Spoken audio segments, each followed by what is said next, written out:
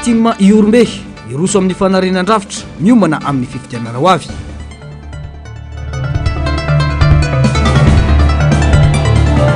Madagasikara sy ny sehatra iraisam-pirenena mety ny fifandraisany saingy misy sakanao.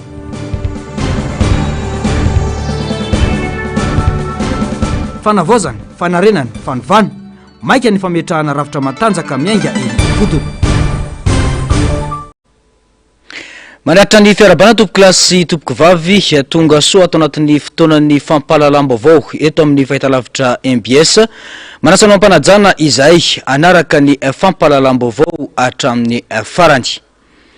Vaovao mahakasika ny fifandraisan'i Madagasikara amin'ny sehatra iraisam-pirenena avy hatrany no isataratsika ny fampahalalam-baovao. Tsikatra tato ato fa miezaka manatona ireo mpitondra malagasy isan'ambaratonga ny ila Frantsa. Fanararotana ho an'i Madagasikara izany fietsika asehoan'i ila Frantsa izany ka ivadika ho tombotsoa hoy ny ambasador teo aloha Paraina Auguste. Ankoatra izay nambarany fa tokony esorina avokoa ireo ambasador malagasy misa enina no tendreny fitondrana teo aloha manoloana zavamisy ankehitriny. Mety ny fifandraisan'i Madagasikara amin'ny sehatra iraisam-pirenena saingy misy sakana manoloana ny fanapahan-kevitry ny vondrona afrikana ho hatrany ny falazavany. Tato baovao ny Ando Miaratina eo amin'ny sary sindatsariny Mathieu Prince. I Madagasikara sisa no azony la Frantsa ianterana ankehitriny taoriany fialana ireo firenena afrikana maro taminy ka tsy maintsy manao fihetiko hoy ny ambasador teo aloha Paraina Auguste Androany. Fanararoatra ho an'ny firenena malagasy izany ka itadiavana tombotsoa ao anatiny. Na izany na tsy izany aza tokony mipetraka mazava tsara ny toerany la Frantsa manoloana ny zavamisy eto amintsika izay mbola manzavazavy tanteraka hoy ny faneho-kevitra. Fa maro zao ny ancienne colonie ny zanatany français taloha nefa very iny ny Burkina Faso, ny Niger, Mali efa maro ny manana français. Asika ty zao ny sisa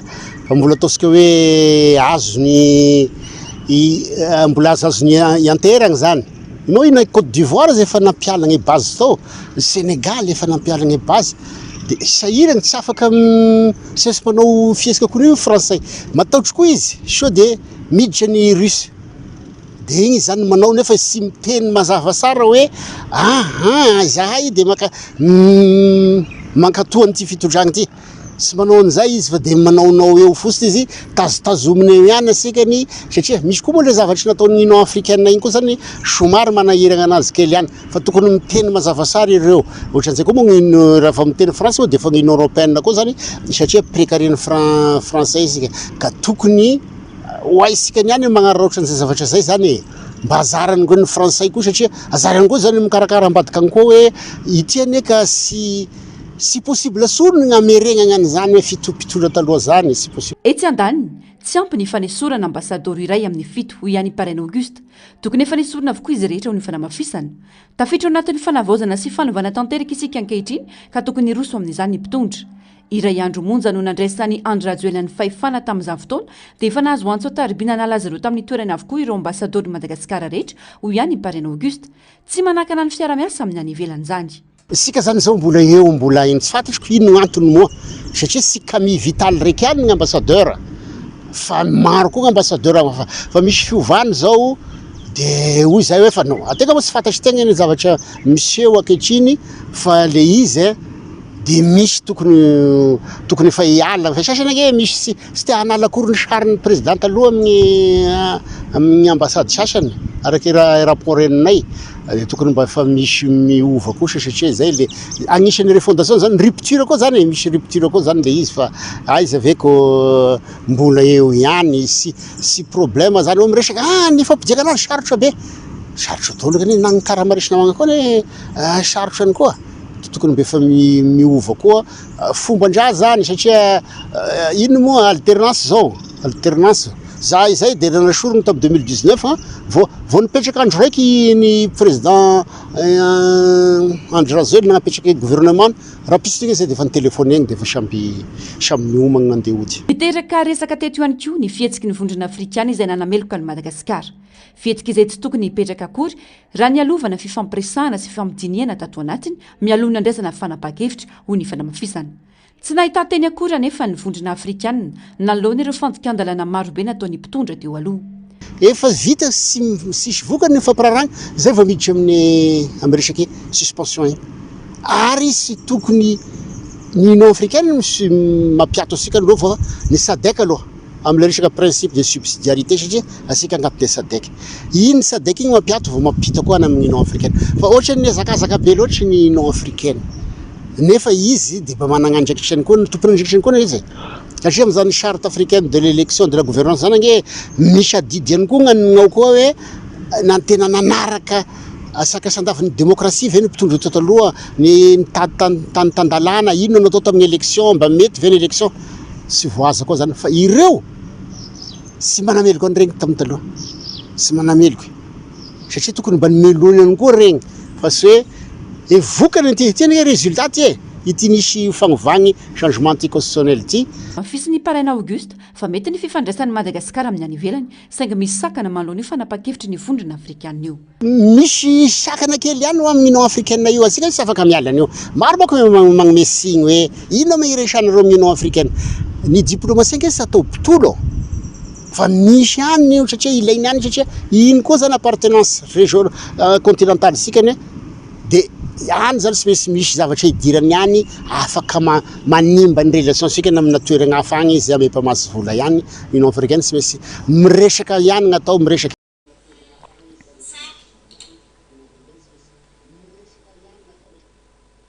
fa mianga eny fotony amin'ny fametrahana rafitra matanjaka ny fanovanana raha tena manana finiavana amin'izany ny fitondram-panjakana mijoro amin'izao fotoana izao hoy ny fiarahamonim-pirenena fivato androany ampy izay ny resabe fa mitaky asa mivaingana ny fanatanterahana izany lahara-pameana ihany koa ny fametrahana arofanina iarovana ny volam-bahoaka tsy horobain'ireo fanetry be ny firenena izay manjaka tanteraka any amin'ireo toerana lavitra andrina hoy hatrany ny fanazavany tato-baovao ny ando miaratiana eo amin'ny saritry ny ratsariny Mathieu Prince hatrany maika ny fametrahana rafitra miainga eny anivon'ny fokotany raha tena masahy anova ny fitondram-panjakana ankehitriny hoy ny fiarahamonim-pirenena fivato androany rafitra izay antoka ny famarina toerana sy ny siny ny fototra matanjaka ny fotony amin'ny alalan'ny fifidianana antenimera-pokon'olona iandraikitra ny sehatra samihafa amaritra ny fanovana zany no ampiana ihany koa ny fandaniam-bola samihafa tsy maintsy hirosona amin'ny fanaovana fifidianana maro ampy ihany koa ny fivangongon'ny fahefana ety ambony hoy ny fanamafisana fa raha tena nao fanovana asika na refondation na tsy haiko changement sa inona ny filaza azy dia apetraka atsika ny ateny miera-pokon'olona no fidina ny anivona fokotany zany hoe komity zany dia misy voamiera maromaro voamieran'ny toe-karena voamiera sosialy voamieran'ny fandripahalemana zany na tonga andrainy nahavita EPP isaky ny fokotany ny fokon'olona fa sy niakina tamin'ny fanjakana foibe amin'ny alalan'ny ristorina ny ainga avereo fokotany miainga amin'iny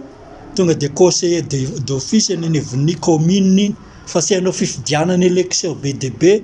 sady mandany fotoana ny mandany vola nefa misy kolokolo fotsiny ao anatiny dioko zay ny qui démocratie qui république qui refondation qui révolution fa mba tena izy amin'izay ny atao fa tena efa levona le firenetsika manjaka ary mahazo faky ny fotony indrindra ny amin'ireo toerana lavitra andrina ny kolikoly sy ireo endrika fahalovana amin'nisy endriny maro lafy manao tsindry ary manapatra fahefana ao anatin'izany mpitandro ny filaminana raha nitatitra voarain'ny fivato mila petraka araka izany ary fanina iarovana ny volam-bahoaka tsy ho vorobainy ireo fanitrybe ny firenena eto zao zay mahita any Besalapy Ambatomaity any Androy faritra rehetra any iny maro setra sy ny sisa mirongatra ny fanapara-pahefana amin'ny tontolo ambanivohitra ataon'ireo mpitandro ny filaminan'ireo araky ny dossier tonga eto am-pelantananay zany mila jerena daholo hoe rehefa hanova rafitra zany tsika dia jerena ny lafiny rehetra hoe inona le tsy mety misy zavatra efa niainana tany aloha neto amin'ny premier république zany resahako zany nga tamin'izany nisy hoe ministre ny polisy gendarme atao amin'ny intérieur daholo dia nanana ny lanjany mipetraka tsara ny atao suprématie de l'autorité civile tany anivona district mila reniny zay raha ametraka fandripahalemana maharitra sika fa apetraka ny arofanina ahafahana miaro ny volam-bahoaka sy horobain'ireo manana fahefana hatrany ambony katrary ambany zay tsy mijanona fotsiny amin'ny fanovandravitra amin'ny sehatra iray no tokony isy eto amin'ny firenena hoy ny fanamafisana fa tokony isandraka amin'ny rafitra rehetra na izany arabola ara-pamokarana ny famokarana izay akina ny fampandrosoana sy azona antoka ny fampiakarana ny farim-piainany 5 isanjaton'ny mponina kanefa ny vola anafarantsika entana zay tokony vokariny raha resaka vary fotsiny ane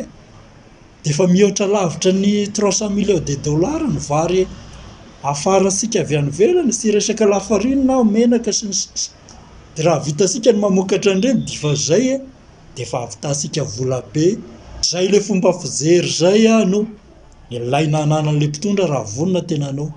fanovana marina izy sy mipetraka mirafitra fotsiny eo na ny rafim-pamokarana rafitra arabola ny rafitra ara-pahasalamana sy ny sisa. Efa manana sosikevitra sy vahaolana ho atolotra amin'ny fikonan-doham-pirenena ny fiarahamonim-pirenena fivato ny filohany mba tsy ho resabe fotsiny ka ny olona fotsiny no miova fa ny fomba fanao mitoetra ihany. Fa tsy maintsy irosona aingana ny fanaovana fikonan-doham-pirenena ahafana miroso ao anatin'ny tena fanovana hoy ny mponina avy any amin'ny faritra Manoro sy Marolambo raha niakatra aty Antananarivo nitondra ny etaetan'izy ireo. Tara ny fampandrosoana any amin'ny faritra misy azy ireo indrindra ny resaka vidim-bokatra sy ny lalana izay tena fotom-piveloman'ny olona any antoerana. Miantso vonjy amin'ny mpitondra fanjakana izy ireo amahana izany olana izany izay ialoavan'ny fakan-kevitra regionaly ny Antsipriana izay. Mila tanterahina maika ny fikonan-doham-pirenena ahafana miroso amin'ny tena fanovana izay nanaovana tolona sy fitakiana samihafa teto amin'ny firenena hoy ny mponina avy any Marolambo sy Manoro. Lala tokana io isin'ny fampandrosoana isamparitra ialoavan'ny fikonan-doha regionaly amantara ny tena fototrolana sy vahaolana avy amin'ny faritra tsirairay. Ny province-tsika dia samy manana ny fombany na ny atsimo na ny avaratra indrindra ny Tamatavy ny zavatra mety Tamatavy tsy mety Diogo, ny zavatra mety any Tiliara tsy mety Tamatavy, ny zavatra mety Antananarivo tsy mety any Tamatavy satria io ny hoe trandraka an-tanimena ny volovolo tany raha jerevana fotsiny zany dia hoe tokony mametraka ny politika zay any amin'ny faritra hoe inona ny problème any amin'ny faritra dia iny tokony hoentina ary zay le azakazanay hoe tokony atao aloha ny régional any amin'ny faritra aloha ny concertation régional zay vao miakatra ny concertation nationale satria ao ny anambarana ny zavatra rehetra. Antsoavy no atao amana anatin'ny fotoana foy ireo disadisa-pifitianana be ny tanàna samihafa ka metrana PDS amin'ireo anaovana fitakiana ankehitriny. Tsy azo ekena ary manatra ny isainy mpitondra fanjakana izy ireo mba hipetraka mazava ny tena fitsinjaram-pahefana amin'ny fametrahana lehibe ny faritra amin'ny tany aviany fa tsy olona tsy mahafantatra ny faritra iadidiny. Ka eto zay dia manintana sahady amin'ny fitondram-panjakana satria mba hoaka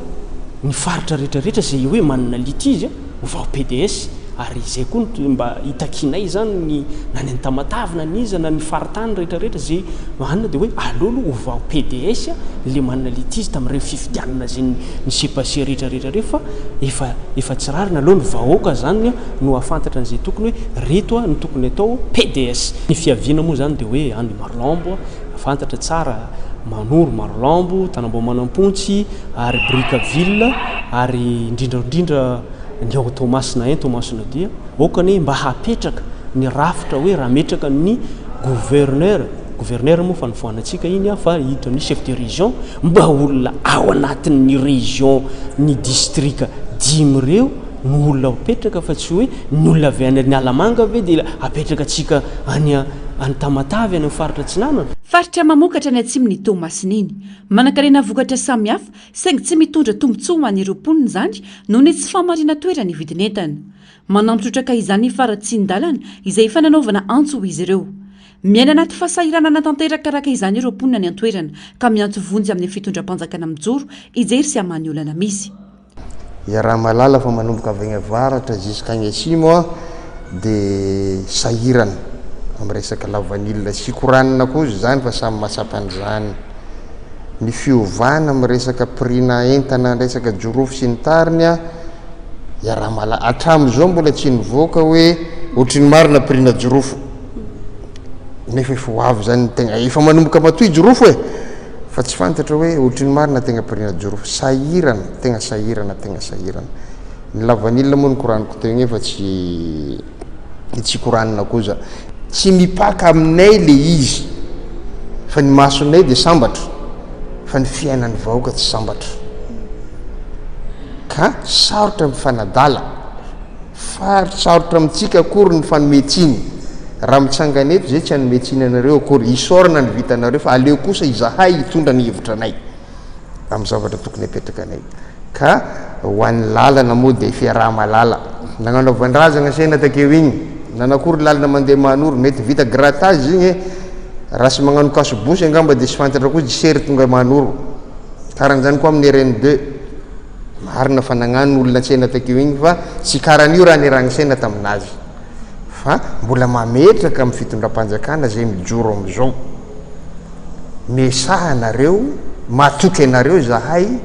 fa ho vitanareo izavatra io tsy azo lavinao izy ireo fa nisy asa nataony mpitondra teo aloha tao an-toerana saingy tsy nipaka tamin'ny vahoaka izany fa tombony ho an'ny maso fotsiny ihany vaovao mahakasika ny fiainanantoko sy ny raharam-pirenena kosa indray dia tsy programa kitaitaitra na fandaharana asa maniditsidina na koa iompana amin'ny fampanantenana fahoany fa tetika asa fampandrosona mama olana mivantana any ambilany vahoaka no apetraky ny antoko tiako i Madagasikara tsy vita ny resaka ambola tabatra fotsiny izany na be resaka na be kabary amin'ny aino manjery fa mila fidinana ifotony izany no antofidinana isam-paritra ataony antoko amin'izao fotoana izao raha ny fanazavana androany moa dia nisy ny fiona nisy olo tena ny boropolitika sy ireo mpikatroka tima ao amin'ny faritry Iorombe na Tsipriana izay eo amin'ny sary sindratsariny tahiriny aina ao anatin'ny fidinana ifoto no fanarenana ny rafitra sy fiomanana amin'ny politika pampandrosona aperaky ny antoko dia mitety fatra ny boropolitika ny antoko Madagasikara raha iona sy itafa amin'ny vahoaka n'Ambatondrazaka ny filompanorona ny antoko marika ravalomanana ny sabotsy ho avy izao dia niona tamin'ireo mpitarika ny antoko tima ao amin'ny faritra Iorombe izay ahitana distrika misa telo kosa ny sekretera jeneraly faharoa eo anivony antoko fionana ny fampizarana vaovao sy ny fanomezana toromarika amin'ny fampandehanana ny asa ifotony sy fanamafisana ny fisian'ny antoko manerana ny faritra nambaran'ireo mpitarika ny antoko nandrindray izany fa tena zava-dehibe izao dingana izao ny fikatsahana tomposombahoaka sy ny fananganana firenena vanona no imasony timy zoka fotoana zao anararaotana eto ifoseto anetsenana zany fanetsena zany ary anentanana sahady andreo tanora ireo olobe ary ireo ancien tima rehetrarehetra fa efa mijoro ny tima eto ihosy izay solohan'ny tenanay tenany eto raha misy ny liana moa zany amin'izay hoe fanazavana na zay te hiditra hanampy hanatevin-daharana ny antoko dia be dia be ny namana any amin'ny quartier any ary mbola ho lazaina amintsika eto na any amin'ny région hafa na any amin'ny district efa misy zany fa ny eto ihosy afaka manantona ny tenanay na manantona ny monsieur David zay tokony andraikitra voalohany masahana ny antoko misy zany ny rafitra ho ajoro atoato zay tsy maintsy fampahafantarina eo ihany ny firafitra n'izay rehetrarehetra zay miavaka amin'ny lafiny maro Iorombe ka izany no antony tsy nanaovana ambanin-javatra ny fionana tamin'ireo mpikatroka sy ny mpitarika eny ifotony hoy ny sekretera jeneraly faharoa eo anivony antoko timy Iorombe dia anisan'ny faritra atao hoe miavaka satria raha anisan'ny distrika ny resahana dia vitsy telo fotsiny kanefa tena sarotra ny fivezivezena satria telo tena mifanalavitra ireo isorany reto tompony andraikitra eto amin'ny faritra Iorombe reto izay nanao ezaka manokana nandrindra ny antoko nandritra n'izay fotoana izay fa indrindra mbola miomana ny amin'ny fiainana sy ny hoavan'ny antoko manompoka izao ary zany elanela tany sy fahasarotana zany dia izahana dinganina mba ahafahana manatratra ny tanjona ho tompontsoan'ny firenena tsy ny fanamafisana politika ho fameloma maso ny antoko ihany no tanjona fa ny fitiliana sy fanadiadiana ny filana fototry ny vahoaka mba ahafahan'ny antoko mitondra vahaolana mifanaraka amin'izany rehefa tonga eo amin'ny fitantanana ny firenena fanamby lehibe hoy ny solom-bavambahoaka mamirabe ny irina ny anatanterana ny tanjona napetraka ka ny tanjona dia ny ampiarana tanteraka ny politika ny antoko afaka rotona ho avy ho fanasoavana ny vahoaka sy ny firenena iray lafim-bavao afatanteraka kosa mitoy ny fanadiadiana ataon'ny bromaleo tena miady amin'ny kolikoly na ny bianco momba ny raharaha raika amby 10 miliara ariary mifandraika amin'ny fifanarahana teo amin'ny CNAPS sy ny commune Antananarivo renivohitra olona efatra no natao fanadiadiana mahakasika ity raharaha ity hatreto ka anisan'izany ny vadiny ben'ny tanàna no sady ministry ny fanajariana tany teo aloha ny tale général ny CNAPS teo aloha ary ny tale général ny SMGD ary niatrika fanadiadiana ihany koa androany ny ben'ny tanàna Antananarivo renivohitra ary lala raha manantsoa ny Antsipriana izay fantatra fa natao andromaso hatramin'ny omaly ariva ny Italie généralny Knaps teo aloha Mamy Rakotondraimbe sy ny Italie généralny SMGD Thierry Randriamananony ny atrika fanadiadiana ihany keo androany ny ben'ny tanàn'Antananarivo renivohitra ary lala Ramanantsoa ao amin'ny toerana natokana ho amin'izany. Antony anaovana izany fanadiadiana izany ny AIA amin'ny fifanarahana sy ny fitantanana tsy mazava teo amin'ny Knaps sy ny SMGD orinasa eo anivon'ny commune Antananarivo renivohitra. Ankoatra izay dia nisy fisavana na perquisition natao amin'ny trano fonenan'ny ministra teo aloha sady ben'ny tanàn'Antananarivo taloha Naina Andriatsitoaina teny Andranombevavy andro vitsivitsy lasa izay. Araka ny vaovao ray dia tsy tao an-toerana ny tenany nandritra io fisavana io. Voalaza fa mifandray amin'ny raharaha Knaps SMGD izay makasika azy fony mbola ben'ny tanàna izany. Antota taratasy maro sy fiara roa no nalaina nandritra ny fisavana raha ny loharanom-baovao hatrany ary ny vadiny sy ny mpiasa iray tao an-tranony no nentina natao fanadiadiana teny amin'ny Bianco eny Ivato. Vola 1,10 miliara ariary nindramin'ny commune Antananarivo renivohitra tamin'ny Knaps na ny Caisse nationale de prévoyance sociale tamin'ny fotoam-pitondrany Naina Andriatsitoaina na ben'ny tanàna azy izany. Voalaza fa tetim-bola fanamboarana sy anatsarana fotodrafitrasa sasantsasany ao an-drenivohitra io vola io. Nisy anefa tsy fahatomombanana hita taty aoriana tamin'ny fomba nanaovana ny fifanarahana sy ny fitantanana ny vola ka nahatonga ny Bianco anokatra fanadiadiana lalina. Voalaza fa tsy mazava ny fepetra ara-dalàna manodidina ny fifanarahana. Anisan'izany ny fankatoavana ara-panjakana momba ny fitrandrahana loharanom-bola avy amin'ny Knaps, ny tombontsoa sy ny antoka tokony hifanarahana amin'ny fanomezam-bola toy izany ary ny fampiasana ny vola raha tena nentina tamin'ny tanjona voalaza na nisy fiolakolana. Andrasana arak'izany ny toyny.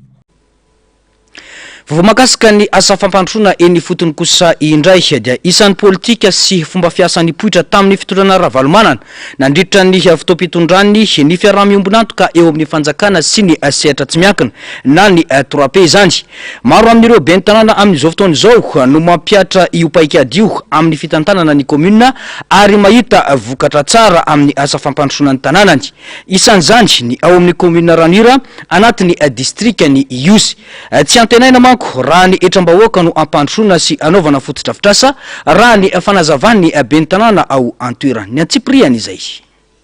Raha ny fanisana farany tamin'ny taona 2024 dia manodidina ny ray alina ireo mponina ao amin'ny commune Ranohira izay ao anatin'ny distrikta Niosy tamin'izany fotoana izany. Commune isan'ny manana tombony satria manana toeram-pizahan-tany lehibe dia ny valan-javaboary ny Isalo. Eo anelanelan'ny 5,3 ka hatramin'ny 5,3 ireo mpitsidika ity vala ity isan-taona raha ny antotanisa voaray. Na izany aza nilaza ny ben'ny tanàna fa sahirana arabola ny commune satria tsy mandoa etra ny mponina noho ny fa efa mividy. Ankoatra ny fidiram-bola amin'ny valan-javaboary ny Isalo io mantsy dia ny etra madinika no anomba fidiram-bola ho an'ny commune raha ny fanamafisana hatrany. Fizahan-tany nefa zany koa sy manakana n'olona hiditra ny amin'ny agronomie fa manao kely atritratrany fa malahelo moa lasa katerena ny firenetsika dia sy mahavita firy ny olona fa sy mahavita ao panina tapany andro regny amanao atao sahirana ny commune satria sy marisika ny olona mandao etra noho ny fa efa mividy ambany dia ambany dia mba io fidiran'ny parc io zany mba iain'ny commune fa sy mahatosika ny filany commune ilay parc. Resaka taxe madinidinika io fizy lazaiko anao teo zay hoe sy mahatosika maivana dia maivana nefa niezaka ihany zay mipandraraha eto toerana ahafahana manosika ny filany commune madinidinika. Na eo aza ny olana arabola dia miezaka amin'izay eo am-pelantanana ny commune amin'ny asa fampandrosoana. Isan'ny paikady napetraka tamin'ny fitondrana Ravalomanana tamin'izany fotoana ny fiaraha-miombonantoky ny fanjakana sy ny sehatra tsy miankina na ny 3P ary izany no paikady entiny ity ben'ny tanàna ity miasa ao Ranohira any ka misy ireo fotodrafitrasa mitsangana ho an'ny vahoaka raha ny fanamafisana. Fa ny azo atao dia manao partenariat tamin'ny andron'ny président, partenariat privé public ny natao dia mba ahafahan'le commune mirosika bebe kokoa any amin'ny fampandrosoana. Fa tamin'izany manko nisy drafitry ny européenne zay anehodana asika amin'izao ary marina teny président hoe tsy afaka miara amin'ireny vondrona ireny isika dia ny vondrona européenne zany nanosika ny vondrona européenne zany nanosika nanao tsena dia ananao ny plan communal de développement tamin'izany andro zany dia ny vondrona européenne nanampy ahy dia ny folotaona moa ny faharitan'ireny fotoana ireny dia zay folotaona zay no natrena dia zao koa zany vao ihana avao dia efa tonga amazao ny crise politique zao dia asa moa tavahoaka na sy tavahoaka. sehatra fototra iankinan'ny mponina eto ranoira ihany koa ny fiompiana omby tombanana fa eo amin'ny 80 hatramin'ny 70 sanjaton'ny mponina ao amin'ity komina ity no mivelona amin'ny fiompiana indrindra ny omby fa eo ihany koa indrindra ny osy sy ny ondry na izany aza maro ireo olana sedraina toy ny alatromby izay mbola mitohy amin'ny faritra sasany ka mampiena ny filaminana sy ny fidiram-bolan'ny mponina ny fahasimban'ny tontolo iainana sy ny fahanterany tany fiompiana no ny tsy fampiny orana sy ny fiovaovan'ny toetrandro ankoatr'ireo ny tsy fisian'ny tsena ara-dalàna sy fotodrafitrasa fanodinana vokatra avy amin'ny fiompiana ka maro amin'ny mpiompy no mivarotra amin'ny vidiny mirary manampitrotraka ireo ny tsy fahampiny fanoanana ara-teknika sy arabola avy amin'ny fanjakana na fikambanana tsy miankina izay ilaina amin'ny fanatsarana sy fikarakarana ara-pahasalamana ny biby raha ny fanazavana atrany mbola eo amin'izay vaovao makasika ny fitantanana eny foton'izay dia miantso amin'ny fampitsaharana sy ny fanaovana antsonjay noho ny tsy fitoviana loko politika atao amin'izy ireo ny ben'ny tanàna izay mangataka immunité araka ny fanambarana nataony fikambanany ben'ny tanàna eto Madagasikara androany azo atao hoy ireo ben'ny tanàna sasany ny manaraka ny antanatohatra sy ny rafi-pitsarana maro mba anaovana ny fitakiana fa tsy ekena ny fanidina ny Brown ny commune Narcisse Karazafy sy ny tanjona no mitondra ny antsipriam-baovao manameloka ny fihetsika sy ny fikasana fanesorana ben'ny tanàna ary miantso ny rehetra mipitsahatra ny fanakorontanana mandritra ny fanatanterahana ny asan'ny fikambanany ben'ny tanàna manerana ny Madagasikara nambaran'ireo ben'ny tanàna fa vonina iara-iasa amin'ny fitondrana ankehitriny izy ireo mba hanatrarana ny fanavaozana marina sy maharitra ho an'ny vahoaka mahampanantenanareo zay birao fa anao zay mitratranay zay mba irovantsika aloha anty mandà ny fidana amin'ny vahoaka tsika ty zay mikasika amin'ireo sika ny fampidiram-bola izay mahalanitsika tsirairay avy a dia rahantsika mamola voly zay rahantsika mitondro zay tena maromaro zay satria miaino antsika ihany ko tsy olona ray tsy olona roa fa olona misimisy ihany ny amretsaka fampianarana ny formation antsika mba hahafahana tena miarantsika ben'ny tanàna mba tsy atao sanatria hoe veryn'ny olona manao tototo nefa no tsy fahalalana ka tsisy nianatra ny ben'ny tanàna dia ahatsaraitsika fifandraisantsika amin'ny MDDL zay namana ihany moa ny taré général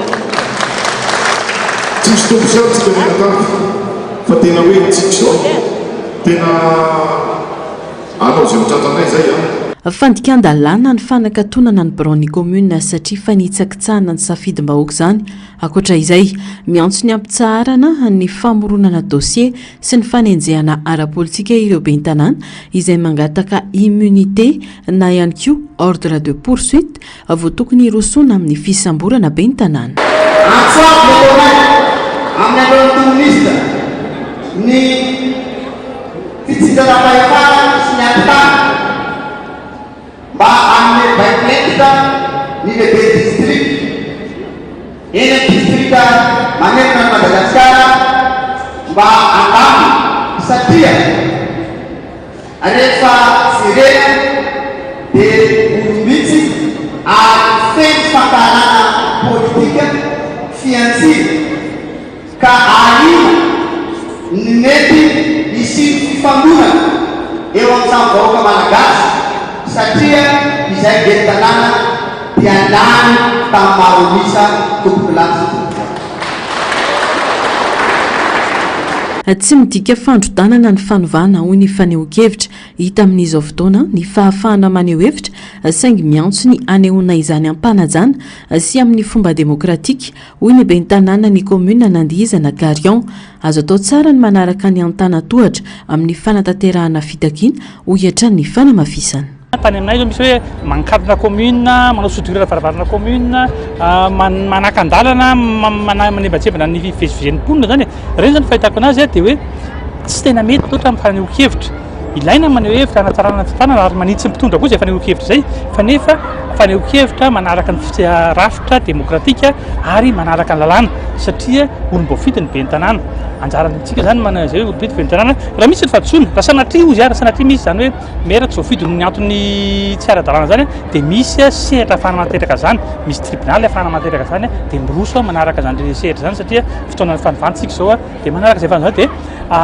fahitako azy zany dia hoe mila beazina ny fiarahamonina anaja lalàna sy anaraka fitsipika na izanatizany koa mpitondra koa dia mila beazina koa mpitondra ho lasa anome tamberina ndraikitra ho an'ny mponina anao tatitra ny mponina ary mba hiezaka anao ny mety sy tsara ho an'ny fibajena komina satria zay ny antony itsahana zany dia hoe ianao a zay mahasoa ny tanàna tsy vitsy ireo be ny tanàna natao herisetra ny fandaniana azy ka izany no nampitroatra ny vahoaka eny anivon'ny komuna manana olana satria nangalarina ny safidin'ireo vahoaka tao aminy raha ny fantatra dia iona amin'ny ministry ny ady tany ireo be ny tanàna ary toy rampitso ny fivoriana tanterahan'ireo be ny tanàna manerana nosy izay mangataka ny iona amin'ny praiminisitra ihany koa raha ny fanazavana trano famijoro kosa ny vondrona CADARR manoana ny région autonome raha navita nametraka taratasy teny amin'ny birony faritany Ambohida tamin'ity androany ity tsy azo ekena intsony hoy izy ireo ary nampijaly ny vahoaka teto Madagasikara ny état unitaire izay rafitra napetraky ny lalam-pandrinana ho an'ny Repoblika faefatra mitaky fanovana tena izy arak'izany ny mpikambana izay mijoro ho arifanina aoriny fikoanandoam-pirenena izay ho atao eto amitsika tato bovao ny ando miaratina eo amin'ny sary sindatsariny Mathieu Princy vina pampandrosoana hitondrana fampandrosoana mianga isam-paritra ny fametrahana ny fivoizana ny faritra mizakateny fa tsy fampizarazarana ny malagasy ho ny mpikambana ao anatin'ny CEDURAR na ny cercle de réflexion pour la refondation en vue de l'autonomie des régions androany izy tsy fampizarazarana malagasy mihitsy akory satria misy mivoy an'izany faharomananakarak' izany misy mivoy cause côtera le izy resaka fizarana fa tsy zany efa vina mpiaramonina hoentana mampandroso ny firenena le izy samy masy mandidy amin'ny faritra misy azy amin'izay ny malagasy rehetra hitondra fampandrosoana toke fotokevitrijonay le centralisme fivangongona amin'ny olona ray dia ho lasa miankina amin'ny dao ny fampandrosoana fa mba tena ho faritra amin'izay no masy mandidy amin'ny hevitra ampandrosoana ny firenena ka eto zay dia mijoro karazana fikambana eraky Madagasikara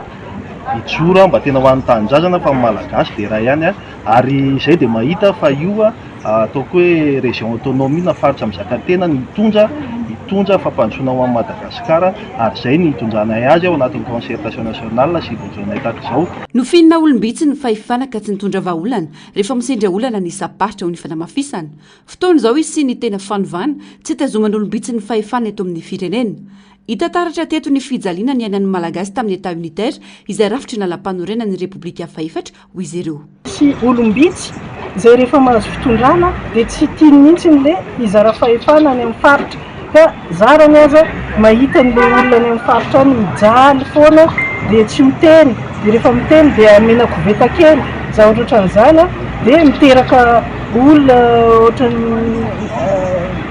azafady lasa dia le fédéralisme zany mivoizina ho ratsy izy io nefa tsy ratsy fa lalam-panorenana anankiray izy io zay miasa amin'ny firenena maro eran-tany ohatra ka tonga zao ny fotoana satria efa hita angambany tsy amena pirofo tsony inona ny pirofon'ile hoe maharatsy an'le centralisme sy le fitondrana mivangongo ampelantanan'ny olobitsy ireny ny vokany oka mba hiova mba samy mahazo ny anjara masoandrony hatrany ambany ravonkazo rehetrarehetrany mitaky fanovana tena izy araka izany ireo mpikambana ka amin'ny alalan'ny fikoanandoam-pirenena izay atao ino andrasana ny vokany ny CEDURAR izay mijoro ho arifanina satria tsy tokony ho fitany intsony ny vahoaka dia manantena izay fa zany concertation nationale zany tena hitondra fiovana tsy hoe ataotao amin'izao fotsiny sanatria saropiaro manko zay satria efa ela no nisan'izany fangatahana fanovana rafitra zany fa nahisaka foana natao ankilabao natao fitabitro natao mihitsiny zany ny tsy hatanteraka azy satria tsy tombotsoan'le mpitondra satria mety indraindray azafady raha miteny an'ity le mpitondra zany raha ty ivelany tsara sitrapo ohatran'izay mila hizara fahefana ka zay zany dia mijoro ihany koa mba ho balizy zany hoe tsy sanatria zay mitoro hoe manao an'izany ny mpitondra fa mamaraha saropiaro. Ny tsangany taori ny fitakiana fanovandravitra teto amin'ny firenena ny C2RAR na ny cercle de réflexion pour la refondation en vue de l'autonomie des régions. Nametraka taratasy teny amin'ny birao ny faritany amboida izy ireo androany ho mariky ny fijoroana radalana eto amin'ny firenena. Fa voasambotry ny polisy pirenena ho rairay lasa izay ny filohan'ny syndicat SMG mizara roa ireo syndicat eo anivony mpiasan'ny jirama manoloana ny fitakina ataon'izy ireo tsy mitovy ny fomba fijery amin'ny fanehoam-pitakina saingy iombonan'izy ireo kosa ny fanesorana ny tale général ny orinasa mitoy androany ny fitakina izay nataon'izy ireo ankilany ny eo anivony SMG ary ny andaniny kosa miantso fitoniana sy fifampiresana Narcisse Karazafy sy ny arotanjona mitondra ny antsipriam-baovao. Manana syndicat 10 ireo mpiasa eo anivony Jirama ny tony maraina teo ny fitokonana nataon'ny syndicat ny orinasa Jirama na ny SMG matoa napetraka teo amin'ny ministra vaovao dia mila vokatra maika ho ny fanazavana mila toizana ny tolona efa natomboka ho ny mpitarika ny SMG dia ny fanesorana ny rajoelina sy ny firongony ary ny tale général ny Jirama amin'izao fotoana io dia olony izay anaovana antso ny fitakina ny fialany. Ny farany dia hoe io mbola reo le mpiasa amin'ny grève reo daholo mipiasa eto Antananarivo akoatran'le rahonany satria efa nitapan'ny karama zay nanomboka ny grève tamin'ny 25 zany efa nitapan'ny karama tapaka zany ny karama zao zay ve zany zay le mampalelo amin'le fitondrana ny matapaka ny karamanay androany dia niady ho an'ny fitondrana io tonga io androany le fanjakana tonga io tena tsy mihaino anay tsy mandray mesure ary le izy zany le lasa itsika gasy fe zany lasa manao mpamosavy malemy rehefa DG gasy fe zany raha ohatra ny itsika zany andray DG hafa ohatra DG ao mipesy satria zany zao iny le ministre mipesy tsy nanao kolokolo tsy nanina izy dia afaka mihitsy le IST-ny nolany aresa tamin'ny taona zany tsy hoe ratsy daholo tsy ratsy fa nanina zany no afaka ny esorina na tsy nanao ninina ary zany le olona fity efa hitantsika efa io ny fototra dia io tsy alantsika le statut zany resamin'ny président zany hoe statut roa samy hafa io samy manana nify hafa samy manana registre de commerce hafa io zany dia mitovy ny système ny Air Madagascar sy ny Airlines ihany io. Ankilany nanao fanambarana fa manameloka ny fanakorontanana misy eo amin'ity orinasa ity ireo syndicat sasany tsy ekena ho izy ireo ny etsika ataon'ny syndicat ny mpiasan'ny Jirama na ny SMG toy ny fanapahana jiro ny fanakatonana maso ivo ary ny fanapahana herinaratra amin'ny andrin-jiro izay heverina fa manohitona ny asan'ny orinasa sy ny fiainan'ny vahoaka malagasy. Asan'ny tale général zany dia tsara ny maramarika fa tsy mora ny manarina amin'ny Jirama. Ekena tokoa fa 12 volana ny teo izy. Misy ny ezaka efa nataony ary dingana goavana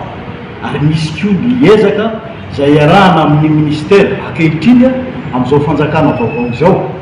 izay efa misy ny foezaka dia misy ny lavitrezaka. Raha amin'ny ankapobeny zany dia efa misy ny fijerevana ny vahaolana ny jiro sy ny rano manerana ny nosy. Ka noho izany tsy tokony atao sakana zany le ny fanalana DG satria mbola isy araky ny filazain'ny ministera fa mbola isy ny fitsirihana ny ato anatiny dia miankina amin'ireo fitsirihan'ireo no ahafahana manao hoe mievalue ny DG na misy résultat ve sa tsy misy fa ny fakana ny DG kopisoroka dia lavinay marandrano satria tokony tany tandalana ny Madagasikara ary tsika miroso amin'ny fanovana oka kosa mba tena iroso amin'ilay fanatsarana sy izay fitazomana ny tany tandalana zay zany ny eto Madagasikara fa tsy sanatria hoe fanjakany baroa zay zany mahakasika ny DG fa tsy ny hoe fanalana ny DG androany akory no midika iny hoe dia ho tsara ny Jirama rapitso fa tsy mety tsirihana hoe inona miezaka efa nataony DG ary inona ny raha ohatra nangalatra izy dia ao ihany koa dia ho tazana ao zany hoe ay tena tsy mety tokoa ny nataon'ity DG ty fa misy ministera mpiahy ny Jirama dia anjaran'ny ministera no mijery an'ireo zavatra ary efa nilazain'ny ministre miasa inge zany hoe izy audit interne ataon'ny Jirama ka tsy tokony mbola isy aloha hoe dia roasina aloha fa tokony tsy misy lahazo miala eo aloha fa ny résultat aloha eo dia tsaraina daholo fa tsy voatery ny DG rery ihany inge tsy nampandeha ny Jirama fa mety misy tokony andraikitra hafa izay mety misakana tamin'ny tsy fandrosoa ny jirama zay zavatra misy zany afaka jirama. Nilaza ireto farany fa ilaina ny fanadiovana anatiny sy ny fanamafisana ny fitantanana ho fiarovana ny tombotsoan'ny firenena raha ny vaovao farany dia fantatra fa nosambolon'ny polisy ary atao andrimaso etsy amin'ny komisaria tsara lalàna ny mpitarika ny syndicat SMG Andriamatoa Ratovomanarivo fa nohitohinana ny fiandrianam-panjakana fiantsiana fifankahalana famotehana fananam-bahoaka no anenjehana azy. Fa iverina vetivety amin'ny fitantanana eny ifotony isika isan'ny fanapahan-kevitra nampitaraina ireo ben'ny tanàna ny Madagasikara ny fanesorana ny fitakina ny etra trano sy ny etra tany na ny IFPB sy ny IFT amin'ireo commune ka lasa iantsoroa ny Fohibeketra izany. Fidiram-bola miantoka ny asa fampandrosoana ny commune nefa ireo etra karazan-ketra ireo etsy ankilany dia fantatra fa efa miverina tsikelikely amin'ny commune ny fitakina etra amin'izao fotoana izao. Raha ny fanazavana nataon'ireo ben'ny tanàna sasantsasany ny antsipriana izay hoentiny Narcisse Karazafy eo amin'ny sarisy ratsariny ny aro-tanjona.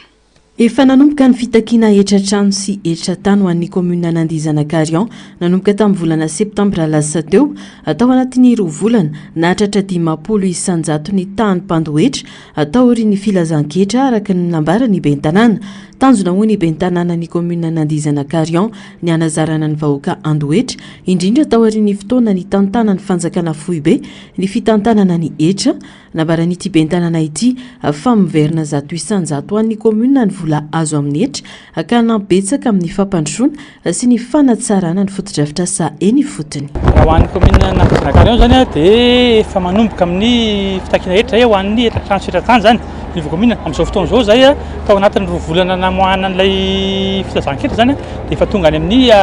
500 isanjato ny mpandoetra eo anivon'ny commune. Tava ho azy misy raika ary mahabe fanatenana mafana manao fotodrafitrasa izy tsy tena mafana manao fotodrafitrasa lehibe zany fa fotodrafitrasa madinika tahaka ny hoe fanatsarana ny rano fotsy madio madinidinika ny fanatsarana fotodrafitrasa ny sekoly fa tsy afahana manatitra fotodrafitrasa ray aman-tony satria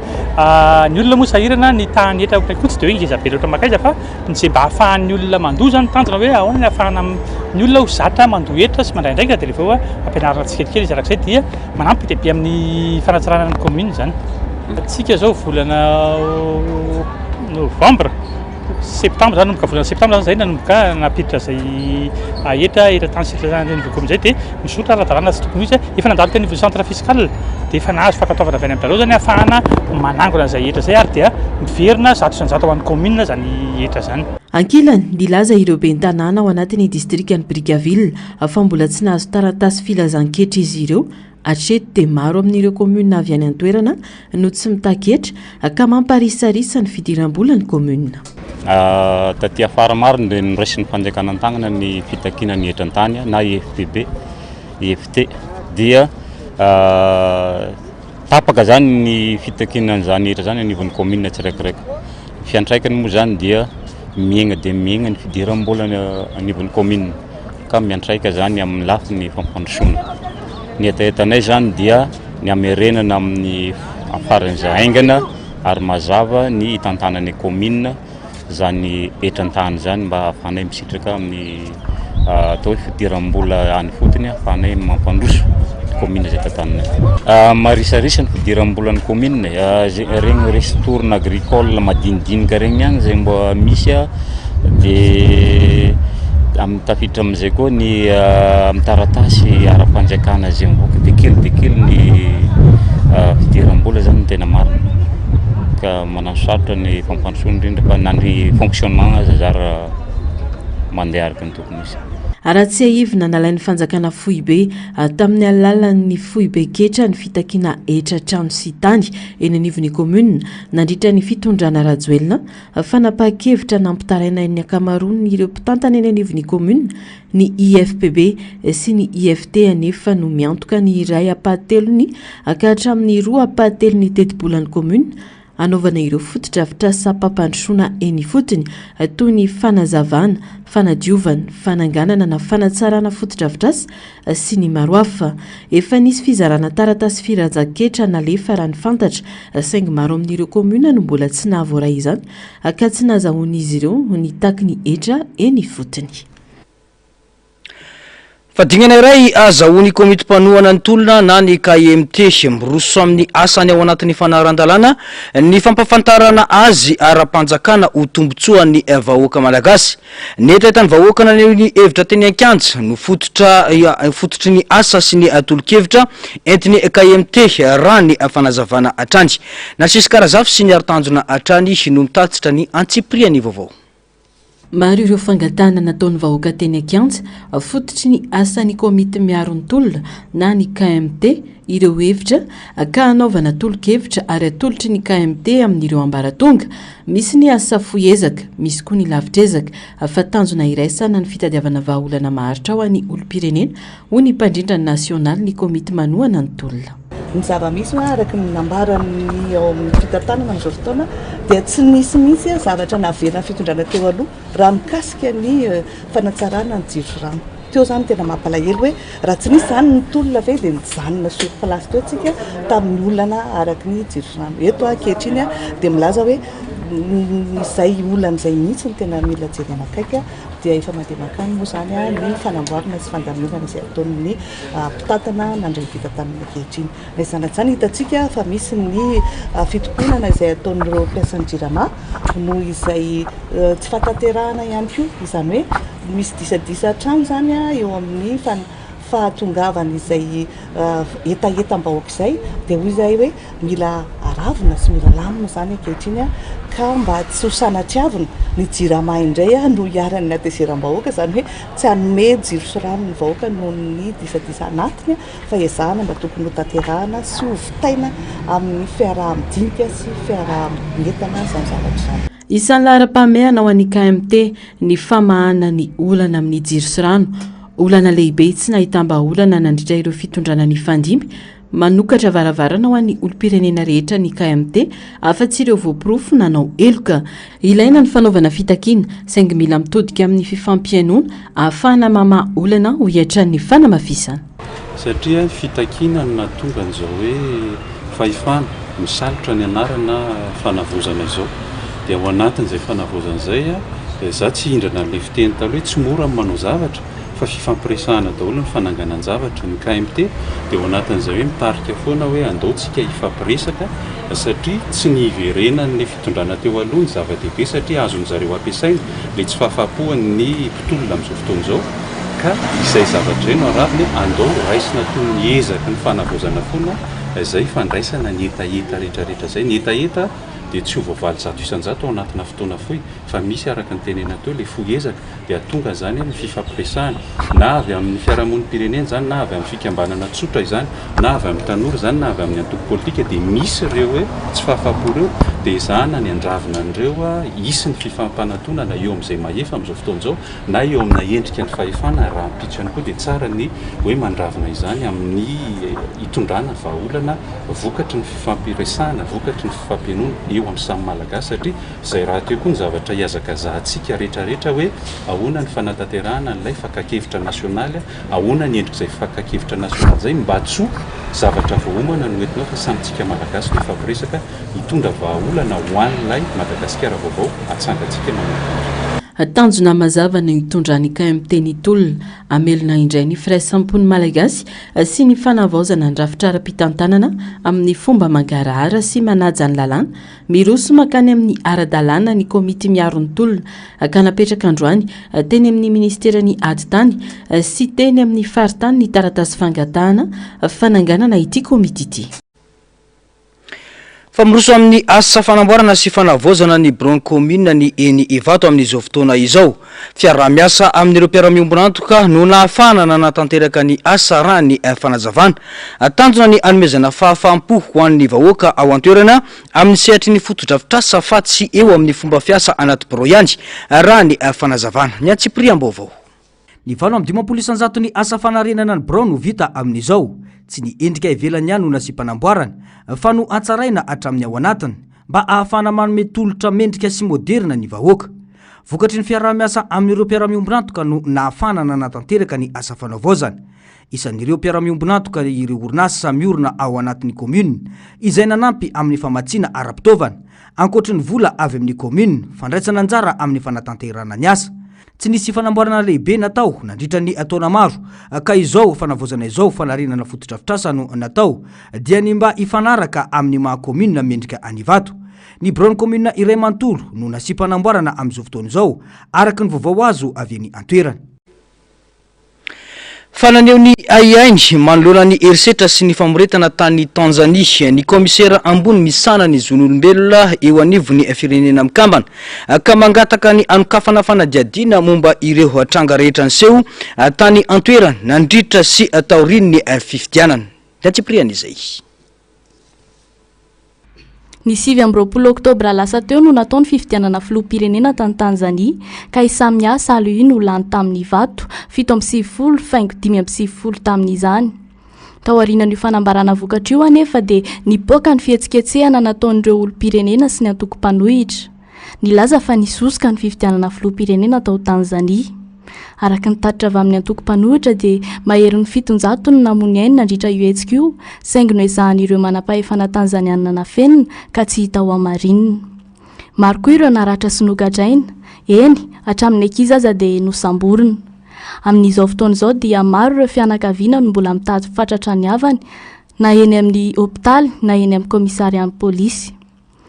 50 mahery no nosamborina araka ny tatitra, nefa tsy fantatra mazava ny antony nisamborana azy ireo. Nilaza ny firenena mikambana amin'ny alalan'ny komisaria ambony misahana ny zon'olombelona fa mikisaka makany amin'ny famoretana sy fahafahana maneho hevitra i Tanzania ary manameloka ny fampiasan-kery ataon'ny mpitandro filaminana ny firenena mikambana. Araka izany, miantso ny anaovana fanadiadiana entitra momba ity fanitsakitsahana ny zon'olombelona ity ny firenena mikambana ary mitaky ny anasaziana ireo tompon'andraikitra amin'izany. Mitaky ihany koa ny amitsorana ireo rehetra nosamborina noho ny resaka politika. Fanitrangana fanafiana mpanao viveriny ainy atao mpivoatanana ny Pakistan omaly talata atoandro taorian'ny tranga izay taorian'ny fifandirana ara-tsistany nisy teo amin'ny Pakistan sy Afghanistan no mafisina arak'izany ny fiarovana taorian'ny fanafiana izay niseho io. Ny Antsipri ambao. Ireo Taliban avy any Tehrik Taliban pakistanais no nanao fanafiana viveriny ainy omaly tao Islamabad. Nambaran'ity vondrona ity tamin'ny mpanao gazety fa mpikambana ao aminy no nanafika ny tribonaly tao Islamabad. Mifantoka indrindra amin'ireo namoaka didy tsy mifanaraka amin'ny lalàna silamo amin'ireo mampiatra sy miaro izany mandra-piatra ny sharia manerana ny firenena ny fanafiana raha ny fanazavana.